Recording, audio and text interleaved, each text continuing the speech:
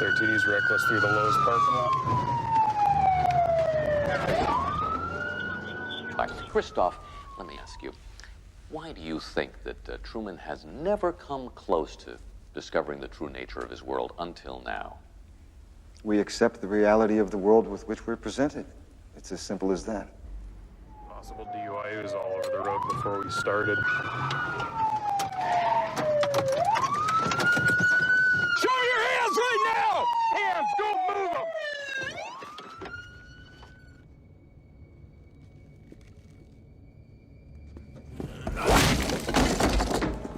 Raise, police! Hands in your head! Do it! Do it now!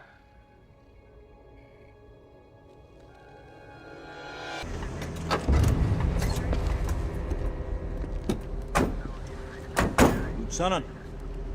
Oh, shit. Lieutenant, you were given specific orders. Hey, I'm just doing my job. You give me that jurist my diction crap, you can cram it up your ass. The orders were for your protection. I think we can handle one little Guido. There was that ant that stood up to me. Yeah, but we can forget about him. Yeah, it was just one ant. One ant. Yeah, you're right. It's just one ant. Yeah, boss, they're puny. This is why I get censored so much, because we speak about this kind of stuff. And you don't, if you think about why do people censor others, it's usually because they're over the target. You don't have to, I don't know, just try. Here, like I said, I like to bring everything back to the basics. Now, we just accused this guy of 3 crimes: assault, harassment, and false detainment. Yes. Now, listen, he could cite the CDC, he could cite whoever, he could cite God for all he wants. I don't care who he cites, okay? Yeah. When I sue him and bring him in court and go, this guy assaulted me, he harassed me, and he falsely detained me, what excuse is he going to use for harassing me and for assaulting me? Is he going to actually get up there and state, well, the mandate was, well, objection, assuming facts, not in evidence? What facts do you have that the mandate or the codes or whatever have anything to do with me?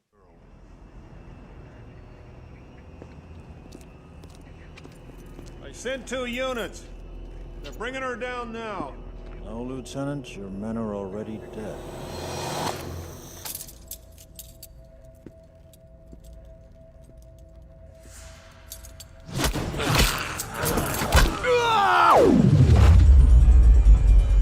Before I do all that, I'm going to walk them through the whole thing. Like we just talked about what this guy did wrong. He assaulted you, he harassed you, battered you. Well, guess what? They're real criminal complaints I'm going to file. I'm going to file state criminal complaints. I'm going to file federal criminal complaints. There was that ant that stood up to me. Yeah, but we can forget about him. Yeah, it was just one ant. One ant. Yeah, you're right. It's just one ant. Yeah, boss, they're puny. Okay. Are you telling them this right now when they're assaulting you, or is this just after the fact? No, I don't have to tell them anything. No, I'm just going to file them. Okay. Okay. I'm going to file state. They're going to realize what happened, okay, because they're going to get copies. I'm going to file state criminal complaints and federal criminal complaints.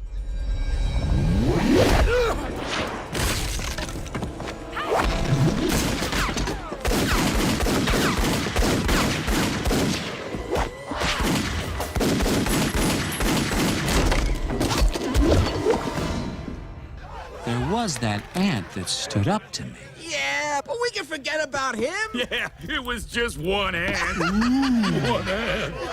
Yeah, you're right. It's just one ant. Yeah, boss, they're puny. Christoph, let me ask you, why do you think that Truman has never come close to discovering the true nature of his world until now?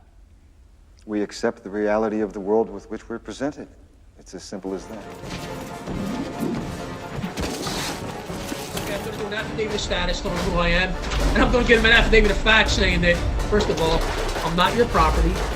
I have no obligation or contract with your corporation, whatever they are, Commonwealth of Pennsylvania, State of Florida, whoever.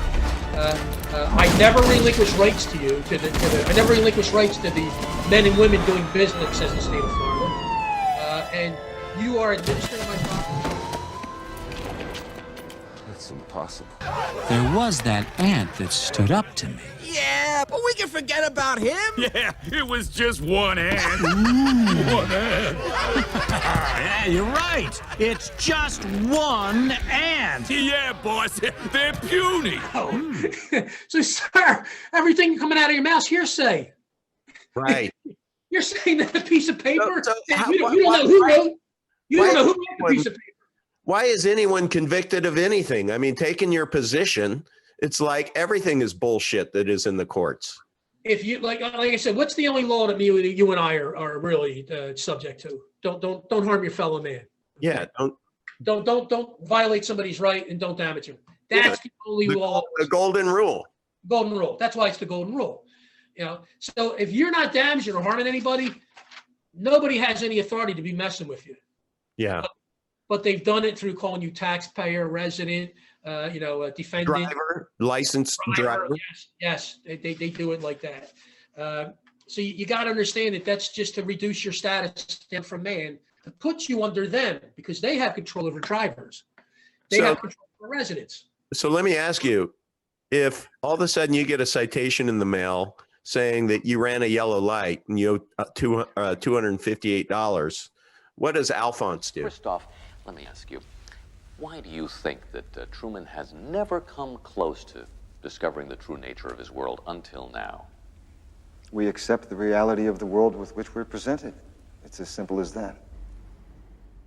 Well, first thing goes in is going to be a mail fraud complaint I'm going to file because nobody's going to be signing that citation. If the cops sign it, that's even worse because that's securities fraud. He's making his security out of thin air. He took a piece of paper and claimed to apply it to me that now has a cash value attached to it. You don't have authority to do that. Okay, now he's practicing law without a license. He made a determination that he had jurisdiction over me and that this code that he cited applied to me. So now I file my mail fraud claim. I got that. Next thing's going to go in there, 2 affidavits. Affidavit of status, telling them who I am, where my rights come from. Mm-hmm. An affidavit of fact. And that's got some real nasty stuff in there that scares the hell out of them because let's talk about the cop real quick. Now, they're called officers, aren't they? People call them officers. Well, I was actually referring to these damn yellow or these. Oh, they think. That thing's just ridiculous. Okay, I'm going to do an affidavit of status telling them who I am, and I'm going to give them an affidavit of fact saying that first of all, I'm not your property. I have no obligation or contract with your corporation, whatever they are, Commonwealth of Pennsylvania, State of Florida, whoever. I never relinquish rights to you. I never relinquish rights to the men and women doing business as the State of Florida, and you are administering my property without right. That's pretty much my affidavit of fact. Okay, and your codes. I have no obligation or contract to either acknowledge, believe, or adhere your laws, statutes, codes, or ordinances. And so you send that, and it's a big FU. And my 2 affidavits are going to go in, and I'm going to also file a notice of claim against them. Oh, by the way, you're private employee, the guy known as or whoever whoever sent me this junk. Yeah. Whatever court sent me this, your private employee that did this, they are now trespassing and administering my property without right. I have no obligation to these people. In other words, the only way they could bring a suit against you. Remember, most traffic stuff is criminal. Even running the camera light, it's criminal. Well, let's see, criminal. You got to have a victim. You got to need a corpus delicti. It's got to be an injured party. Okay. Did you damage the camera when you drove by? When you say it's criminal, meaning that from a law standpoint, yeah, a lot of states, most states would consider traffic violations criminal. It's absurd. It's really absurd when you think about it, because in a criminal matter, you need a corpus delicti. It means body of the crime. You gotta have an injured party. Okay. Yeah. Did you damage the traffic light? I mean, the camera when you went by? Yeah. Oh, it's ridiculous. So that alone is. There was that ant that stood up to me. Yeah, but we can forget about him. Yeah, it was just one ant. One ant. Yeah, you're right. It's just one ant. Yeah, boss, they're puny. Puny? Say, let's pretend this grain is a puny little ant. Did that hurt? Nope. Well, how about this one? Are you kidding? Well, how about this?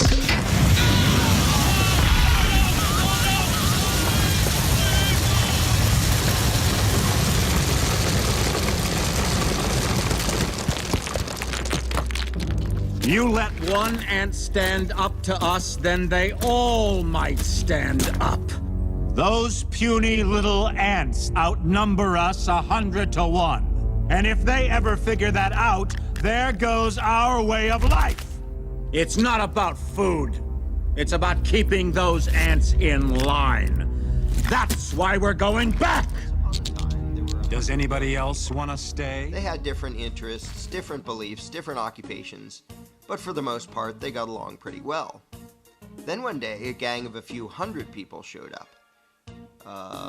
Need to zoom in some more to see them. I know they're there somewhere. Zoom in. There they are.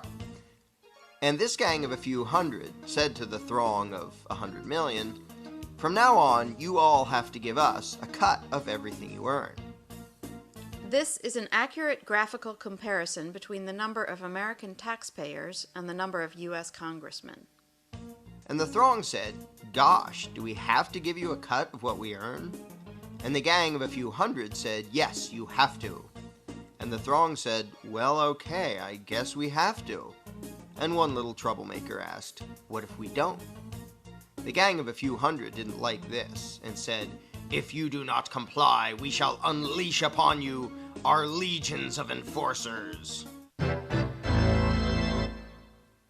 And the throng cried, "Oh no, please don't. We will comply, we will pay." This is an accurate graphical comparison between the number of American taxpayers and the total number of IRS employees. Time went by and the gang of a few hundred said, "Now we want more of what you earn." And this kept happening over and over again until eventually some of the throng were paying almost half of what they earned to the gang. Whenever the gang demanded more, the throng would say, "Golly, we're already having a tough time. Do we really need to give you even more?" And the gang always said, "Yes, you must, or we shall unleash our legion of enforcers." Now the gang of a few hundred was getting trillions of dollars every year, spending it on wars and pyramid schemes, giving away goodies to their friends, buying influence, and doing lots of other things. And some of the throng started saying, "We don't really like the war you're waging with the money we give you. Do we really have to be paying for that?" And the gang said, "Yes, we demand it. Don't make us send out our legion of enforcers." And some of the throng said, "You're taking our money and giving it to huge corporations and giant banks, and some people who just don't want to work. A lot of these things we don't like." And the gang said, "We don't care. We will decide how to spend it. You just do as you're told, or else." And the throng said, "Okay, I guess we have to." But eventually the throng got so fed up, so angry, that they took a drastic step. One day they said to the gang, "We don't like what you're doing. We want a new gang." And after pouring a huge amount of time and money into the effort, they replaced the gang with a new gang. Then the throng pleaded with the new gang, "Now, at long last, can we keep our own money, or at least keep more of it?" And the new gang said, "Sorry, but after much discussion, we've decided that you can't. You have to keep giving us what you've been giving, in fact, a little bit more than before." The throng was distraught and said, "This is dreadful. But after all, what choice do we have? I mean, they say we must comply, and they have that scary legion of enforcers. We're powerless against them. We'd better just do as we're told." So they did as they were told, got poorer and poorer, and lived miserably ever after. But after all, what else could they have done? What power could this throng possibly have compared to this gang of a few hundred and their enforcers? What chance would this thing have against this thing? How could these 100 million people ever hope to successfully resist the awesome power of this tiny little dot? In case anyone missed this, let's review. Here's them. Here are their enforcers. Here's us. Them, us. Them, us. Does anything about this seem just a little strange to you? Are you perhaps wondering, why does the throng need the permission of the dot to do anything? Why do these people feel the need to ask this tiny little dot if they can keep more of what they earn? Why would they spend year after year literally begging for lower taxes from this little dot? Is this dot just really darn intimidating? Is it very persuasive in its reasoning? To be blunt, why would this throng give a rodent's backside what this tiny little dot wanted? The fact that this tiny dot has the gall to issue such demands to such a throng is pretty startling in and of itself. But what is far more amazing is that the throng obeys this minuscule little parasitic gang of control freaks. What could possibly explain this? Let's ask the dot. This is how it works. When we, the dot, take your money and spend it on things you don't like, we're representing you. In fact, though you're not allowed to actually keep your own money, you're allowed to decide which little dot will steal half of what you earn. So that really means that you're in charge and that you're agreeing to give us your money. In fact, we, the dot, are serving you when we take your money and spend it on things you don't like. And so you should thank us and treat us with great respect and honor for having robbed you on your behalf for your own good in order to serve you by doing things you don't want us to do. So there you have it. I hope that cleared everything up for you.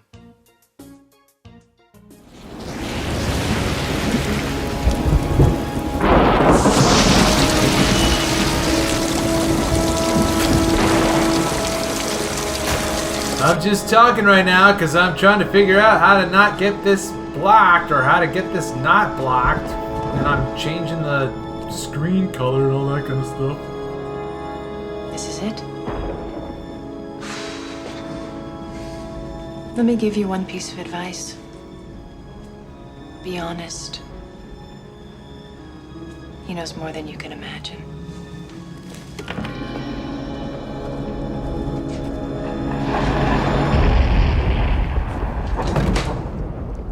At last. Welcome, Neo.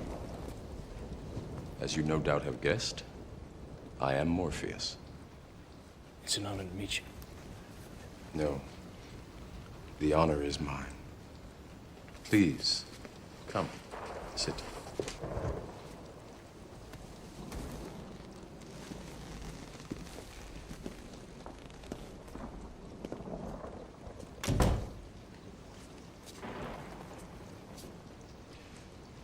I imagine that right now you're feeling a bit like Alice. Tumbling down the rabbit hole? You could say that. I can see it in your eyes. You have the look of a man who accepts what he sees because he is expecting to wake up. Ironically, this is not far from the truth. Do you believe in fate, Neo? No. Why not? Because I don't like the idea that I'm not in control of my life. I know exactly what you mean.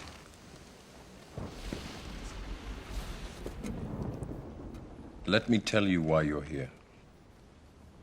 You're here because you know something. What you know you can't explain, but you feel it. You felt it your entire life, that there's something wrong with the world. You don't know what it is, but it's there, like a splinter in your mind, driving you mad.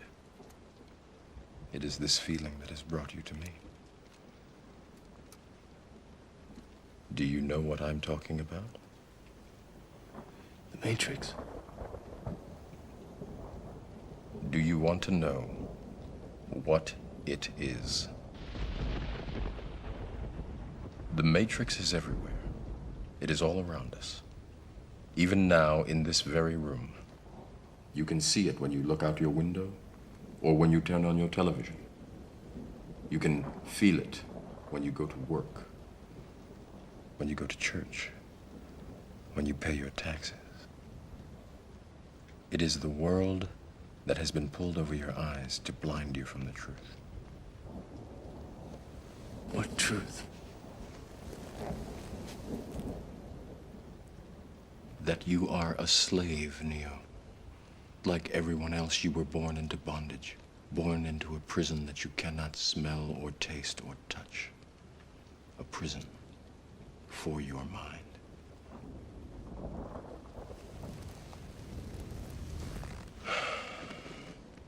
Unfortunately, no one can be told what the Matrix is. You have to see it for yourself.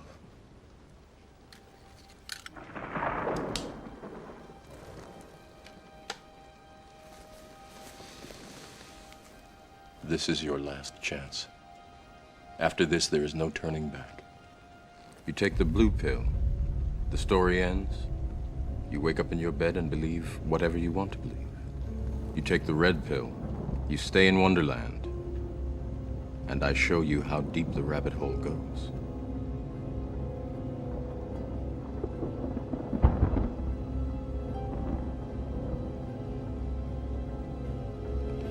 Remember, all I'm offering is the truth, nothing more.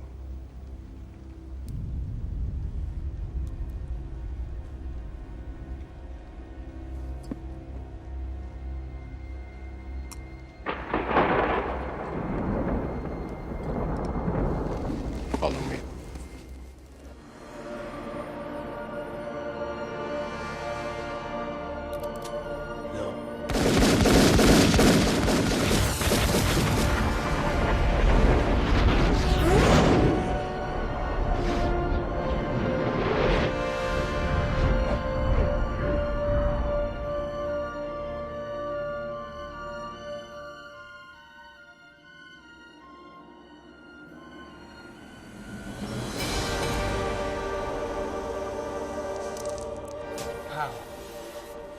He is the one.